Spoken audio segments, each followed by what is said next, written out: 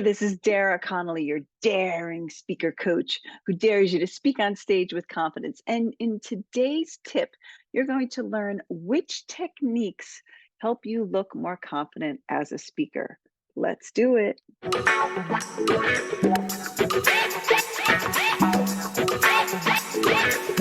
Okay, let's jump right in here because this content is fire and I'm so excited to teach it to you.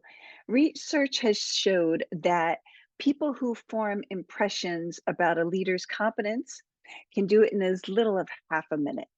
So you only have about 30 seconds to capture somebody's attention and to show your confidence when you're speaking on a stage or in a meeting.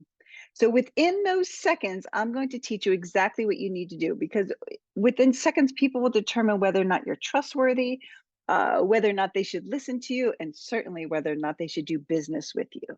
So that first impression really matters. And this is based on not just body language, but your vocal attributes. So I have 3 tips for you today and a bonus tip. So grab a pen and paper. Make sure you're taking these notes because you're going to want to hear this. So tip number 1 is I'm going to take you through a little acronym I made because it helps you remember things. PEG, P-E-G.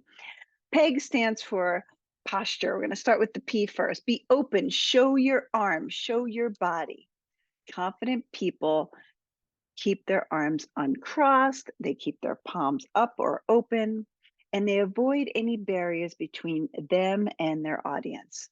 So, for example, if you're at a live event and they have a nice podium for you to speak at or a lectern, you need to pick that up and move that off to the side because that creates a huge barrier. And it really does affect because people want to see you. So if you're hiding behind some sort of structure, you lose trust with your audience. Remember, anytime we sever the connection, we are really creating a way harder way to convince our audience of what we want to do.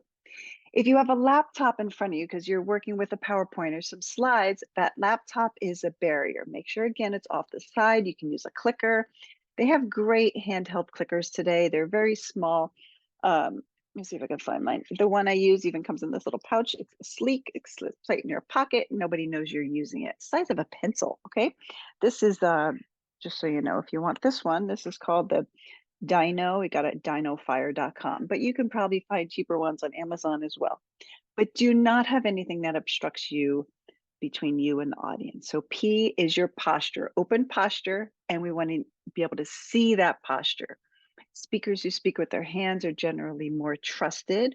So if you're having hands in your pockets, or your tendency is to fidget with those hands, or cross your arms when you speak, or keep them still and talk like this, you're going to lose people. A little bit of gesturing when it's appropriate, and then reset your hands. Remember that your posture makes a big difference. Okay, tip 2 for the E in PEG is your eye contact. Look, making eye contact, we've heard this before, but it really helps us build trust with people. And oftentimes I'm on Zoom and people forget that you need to look into the camera when you're speaking on a virtual meeting or presentation. It's not enough to look at the faces of your audience, which may be a few inches to the left or right. You need to look into the eyes of your audience, which is the camera. Now, in a live event, you need to find a few people, front row, side of the stage, back, that you can look into their eyes. Even if the audience is dark and you cannot see their eyes, you look into that direction. So how do we learn to do this? Record yourself practicing. I want you to get, again, I'll show you some props. I have tons of stuff to show you. When I first started speaking, I took this handy little portable tripod with me everywhere. It folds up, it's really convenient. You can make it small and fit it into your purse. You can bring it on a plane, and it's great. You can put it on a desktop or the back of the room. This one's called the ACUVAR, A-C-U-V-A-R. I'm pretty sure I got it on Amazon. Again, lots of other ones. It's very lightweight. But you need to record yourself because when you practice in front of an audience, we sometimes change our mannerisms when we're live. So set up your camera and practice, or practice speaking in front of a mirror. That's totally fine to do.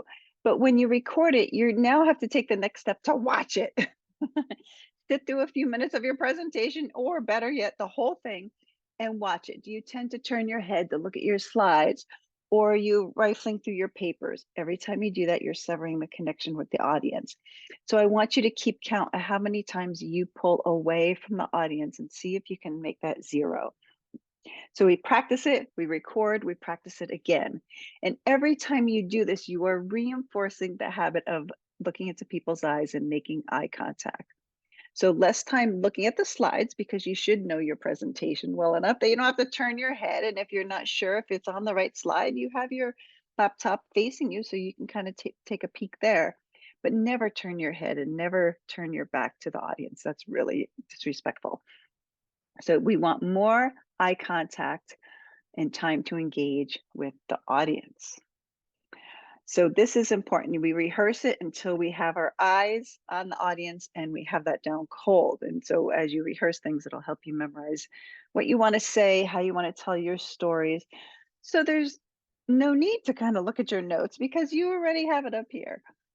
Okay, now tip 3 is G, and this means gestures. We talked a little bit about this, but let's go a step further. You gotta use gestures. As a speaker coach, I see a lot of people who sometimes when they're nervous, the hands are clapped and they're held tight and they don't break that grip.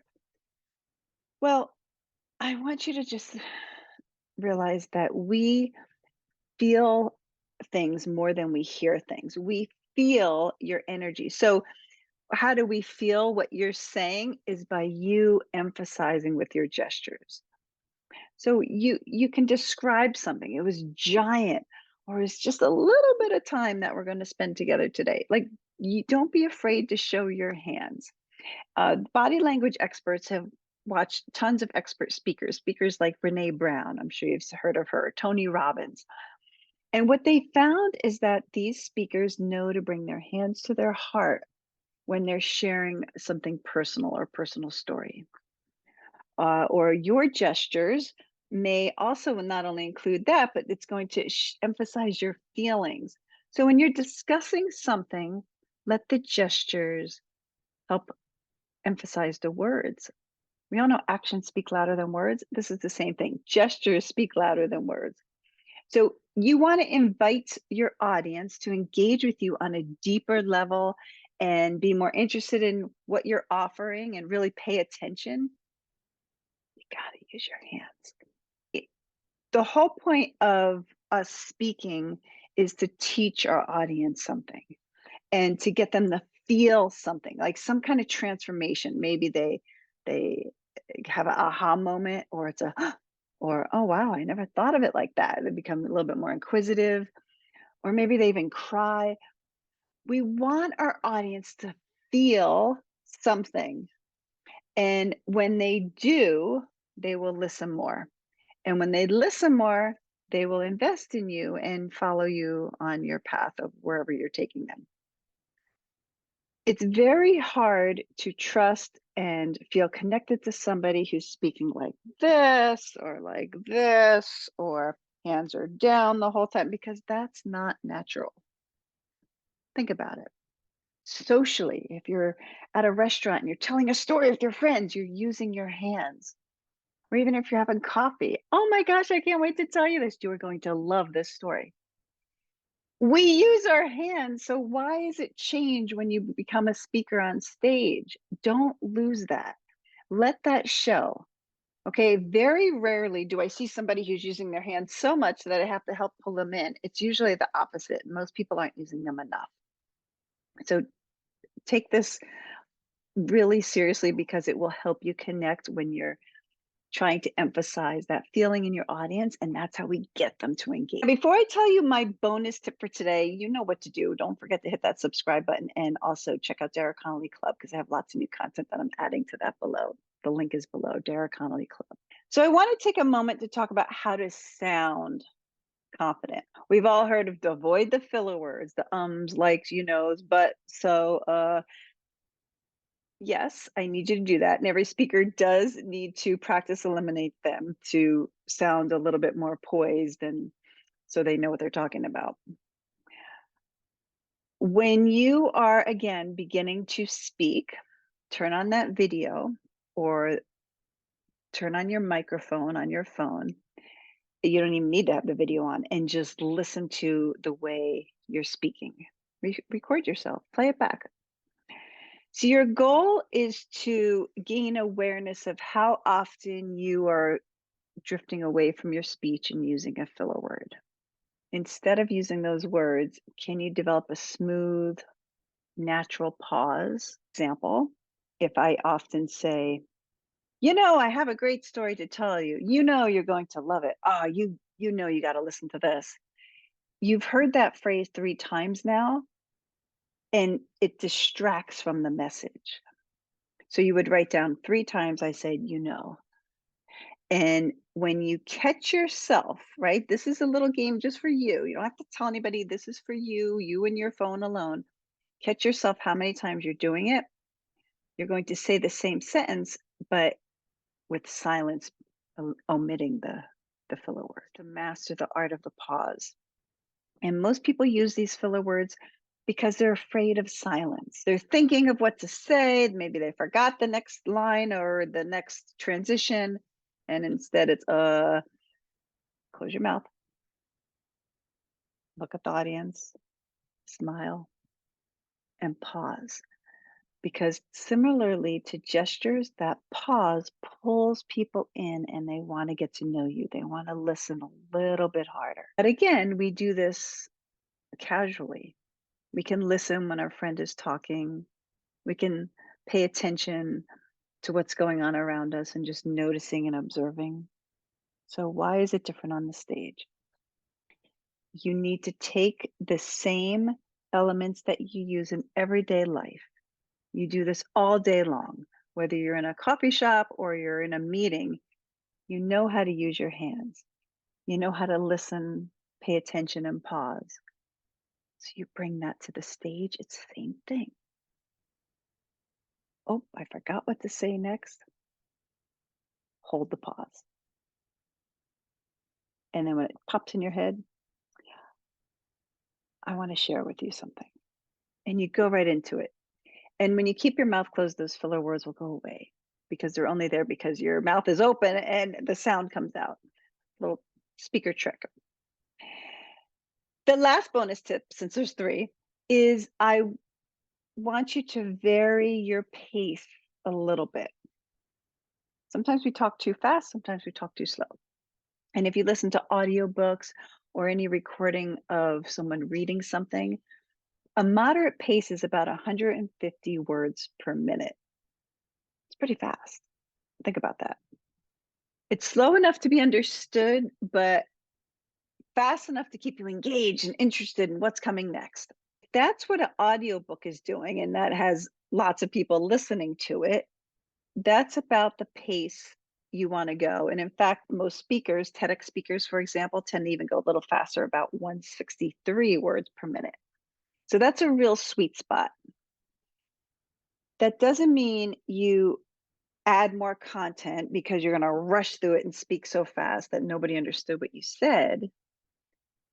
You want to balance having a cadence of I'm speaking, maybe I speed things up when I need to because it's exciting, or I want to get their attention, and then I get the pause, and then I go back to exciting.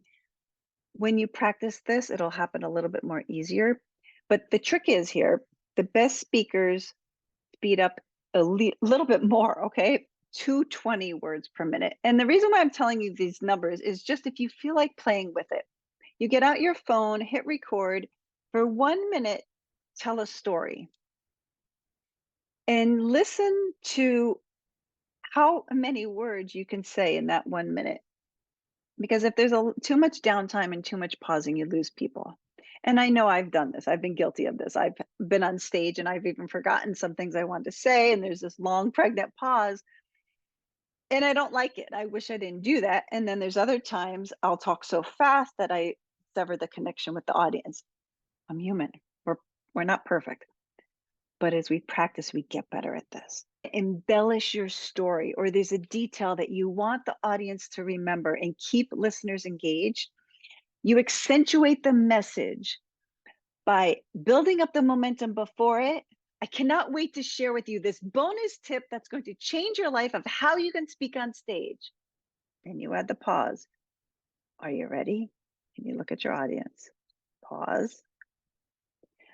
The best way you can be an impactful speaker on stage is to vary your tone and make sure you're pausing. So you build it up, you get the momentum, you get them amped up, get them off their phone. What's happening? It sounds exciting. I don't want to miss this. Then you pause, which pulls us in even more of, oh, here it comes. She's going to reveal something. Pay attention here. Then you reveal it slow enough so they can follow it and write it down. It allows time for the audience to absorb what you just said. There's so much more I could teach you on this topic. This is just a little bit today. Your job now is to take this information I gave you, practice it, and reach out to me if you're getting stuck or you're still not sure, or you want an expert speaker to help review what you're doing on stage or even check out your speech for your next presentation. This is what I do, and I'm happy to help you. Now that I taught you how you can use techniques to look more confident as a speaker, you're going to want to stay tuned for my next video, which is what makes a confident speaker. You got this. Speak with impact every day, every time.